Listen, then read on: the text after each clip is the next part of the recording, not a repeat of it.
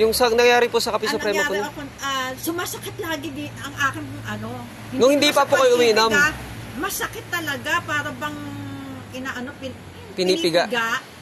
Kaunting ako maglakad, kaunting mapagod, na ang sakit, ninenervyos na nga ako eh.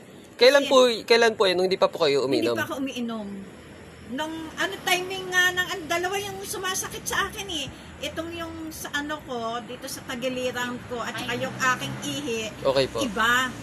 May amoy, mapakla ang amoy, then yung mapula, yun ang ko. Tapos biglang dumating si na pastor. Sabi ko ba, blessing yata. Inalok nila ako noong Kape Supremo Sabi po. na nga kayo, kayo nga pala nagpunta dito. Opo. Nung Kape Suprema. Kaya sabi ko, sige, kumuha ako ng dalawa, then yung draft. Kumuha uli ako, ang bilis maubos kasi. Ayaw kong tigilan eh, tatlo ako. Doon po ninyo naramdaman nung nag-multi-dose po kayo. Pero ngayon po, anong pakiramdam? Wala, iniintay ko sumakit, hindi na eh. Hindi po, yung totoo po. Hindi, totoo.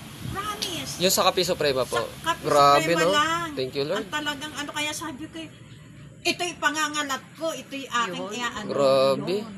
talagang wala na, kaya sabi ko, Makakatulong ka po sa marami. ang galing yung nararamdaman kong umigi, at yun doon sa pinuntahan ko kaninang tanghali, sinabi ko, ako'y hindi mahihiya, hindi ako mapapahiya sa iyo, dahil nangyari sa akin, yung nararamdaman ko, hindi ko na nararamdaman yung sakit. Galing. Nagsimula nang ako ay uminom ng Kape Suprema.